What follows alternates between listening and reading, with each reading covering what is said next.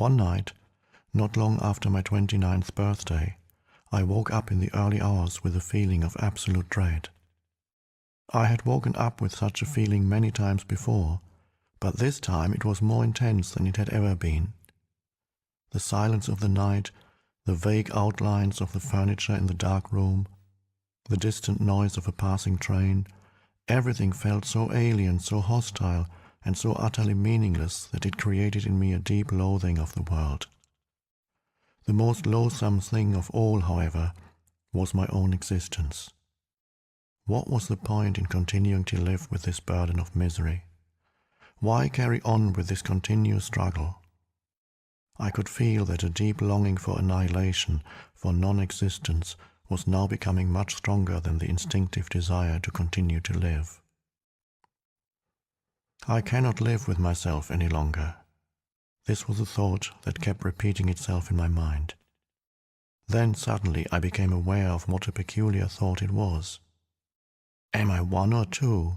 If I cannot live with myself, there must be two of me, the I and the self that I cannot live with. Maybe, I thought, only one of them is real. I was so stunned by this strange realization that my mind stopped. I was fully conscious, but there were no more thoughts. Then I felt drawn into what seemed like a vortex of energy. It was a slow movement at first and then accelerated. I was gripped by an intense fear and my body started to shake.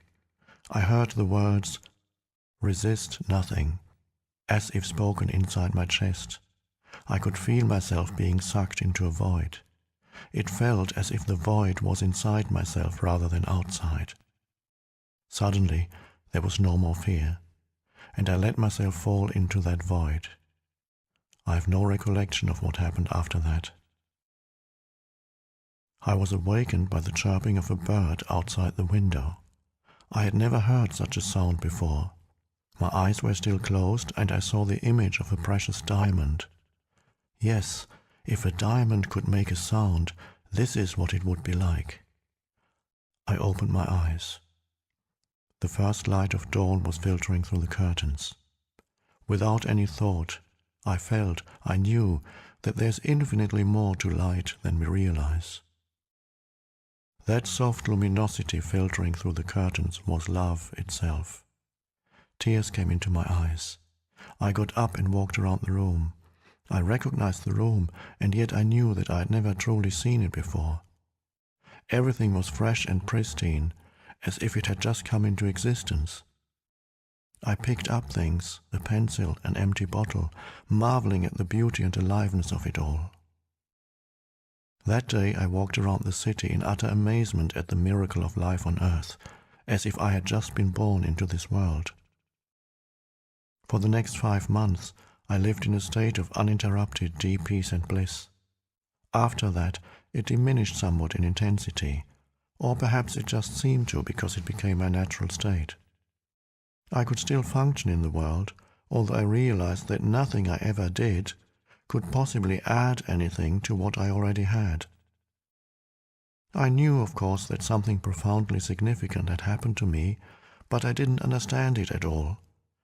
It wasn't until several years later, after I had read spiritual texts and spent time with spiritual teachers, that I realized that what everybody was looking for had already happened to me. I understood that the intense pressure of suffering that night must have forced my consciousness to withdraw from its identification with the unhappy and deeply fearful self, which is ultimately a fiction of the mind. This withdrawal must have been so complete that this false suffering self immediately collapsed, just as if a plug had been pulled out of an inflatable toy. What was left then was my true nature as the ever-present I am. Consciousness in its pure state, prior to identification with form. Later I also learned to go into that inner timeless and deathless realm that I had originally perceived as a void and remain fully conscious. I dwelt in states of such indescribable bliss and sacredness that even the original experience I just described pales in comparison. A time came when, for a while, I was left with nothing on the physical plane. I had no relationships, no job, no home, no socially defined identity. I spent almost 2 years sitting on park benches in a state of the most intense joy. But even the most beautiful experiences come and go. More fundamental, perhaps, than any experience is the undercurrent of peace that has never left me since then. Sometimes it is very strong, almost palpable, and others can feel it too. At other times it is somewhere in the background, like a distant melody. Later, people would occasionally come up to me and say, "I want what you have. Can you give it to me or show me how to get it?" And I would say, "You have it already. You just can't feel it because your mind is making too much noise." That answer later grew into the book that you are listening to now.